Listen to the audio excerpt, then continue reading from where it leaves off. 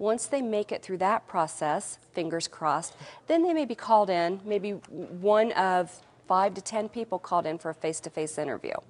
Face-to-face interviews vary. There may be one-on-ones and there may be group interviews. Okay. But the thinking typically is past performance is an indicator of future performance. That's where the behavioral piece comes in. Okay. So instead of asking those questions, can you do this job? Questions way old, way out of date. Employers are going to be asking, give me an example of when you did, and then they may give you a scenario. Give me an example of when you interacted with an angry customer. What happened? Give me an example of when a product launch was failing. What did you do? An example like that, an answer like that, what you need to do is answer it in a what we call a SAR format. You may hear this as bar, car, SAR. At the end of the day, it's the same thing. This was the situation. Here are the actions I took to resolve that situation, and here's the outcome. Ideally, the outcome was a positive outcome that can be quantified. So maybe I called up the customer, I talked with the customer, I asked them some questions that dug deep to get to the foot of the bottom of the problem, and then as the result of that, the customer was happy with what we came to as a resolution and ended up actually buying 20% more than what they originally intended to. So that might be an example of a behavioral question and how you could answer it. So we're rephrasing the question into an informative answer. So this is something, I mean, I would say we would need to practice on before an interview. I mean, we just can't really go in and really give these great explanations of how I fix a solution. You know, this is something we definitely need to practice with, correct? I do, and you're right. I advise clients all the time to practice on these questions. First, you need to anticipate what you think the employer is going to ask based on the job title, based on your experience with the industry, based on your research of the company. Anticipate what the employer is going to ask, and then work with somebody, whether it's a career coach, whether it's a family member, draft up some questions, and then practice answering them. Best case scenario, get filmed.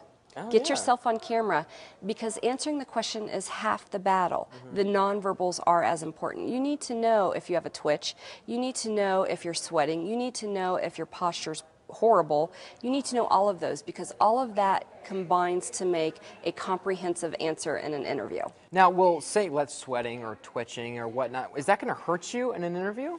It could. Okay. What we're finding today is, with all of the candidates out there and all the competition, all things equal experience-wise, some employers are defaulting back to some of those first judgments or those first assessments about people. And if you're somebody who cannot control a nervous habit, or you tend to be very nervous in front of an employer in an interview, what are you going to be like in front of a client? Absolutely. And will that then potentially alienate the client? And we don't want that. We want to make sure that what you are like in front of the employer is an exact example of what you're going to be like potentially in front of their clients. So what if I'm not a confident person? Is that something I need to work on, or even try to bring to the table is confidence? Because, you know, hirees or the hirers do not want to see someone that's lacking confidence in any way, especially if that's someone they're going to bring aboard for their company. What I have found when I ask people why they're not confident or why they're uncertain about something, 9 times out of 10, it's because they don't have a good grasp on the information on their resume, and they can't explain their story well. Okay. So going back to the whole process of working with somebody on a resume, when I put that resume aside and I ask them to walk me through their professional career, they create a story. And if they can say it without relying on a piece of paper, and they can explain examples to me and tell me why they moved from one position to another, they start stating their story and becoming very comfortable with it. Okay. That's a piece of it. The other piece of it that I tell people is, if it's factual information, you're not bragging. Yeah. And when we brag, we feel bad, or we feel like we shouldn't, and I think that impacts our confidence. But if we're stating facts about ourselves and sharing stories about how we did something, that's information that's truth. And if it's true, why not be confident about it? Absolutely. Oh, great. So Sharon, how do we go about searching for the right career coach? Good question. You would want to search for a career coach just like you would want to pick any other professional in your life. And it starts with a conversation.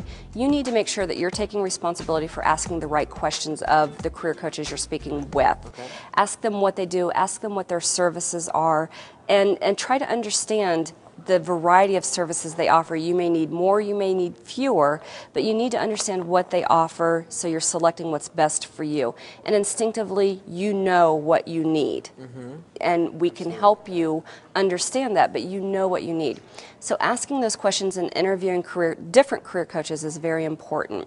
So we should actually be interviewing the career coaches that we... Absolutely. Okay. Absolutely. And as a career coach, they should be prepared to answer those questions honestly and openly. And if you encounter somebody who's offended by those questions, that may be your first red flag that you may want to reconsider. So talk to a few. Ask them for referrals to other clients that they've worked with. A good professional at any level, whether it's a doctor, accountant, or a coach, will have people that you can talk to.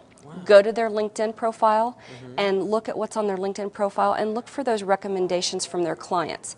Again, good coaches, good professionals will have recommendations that can be shared. And the reason I bring up the LinkedIn recommendations versus testimonials on websites is because I cannot write a recommendation from somebody else and post it to my LinkedIn profile. I can only accept it or decline it. So I think to me that's a good barometer of recommendations from clients. And then don't just base your decision on price. There are some very pricey coaches out there who don't do a good job, who don't work with you. They're just trying to work through a process. And there are some very inexpensive career coaches out there who do a fantastic job, and they're really engaged with the client. At the end of the process, it needs to be who you're comfortable with and who you can share information with, because you're going to be digging deep. And if you're not comfortable with that person sitting at the other side of the table or at the other end of the phone, it's not going to be a process that works for you. So it's very important to get the right career coach for you and your career search. You know what, Sharon, if I was looking for a career, I would definitely go to you, Well, Sharon. thank You've done you so a much. great job today. Career Fast Break, BoldlyGoCoaching.com, right? Yes. That is Sharon's website. You can find out more information on Sharon and her career as a career coach. Sharon, thank you so much for joining us today. I enjoyed it. Absolutely. Take care.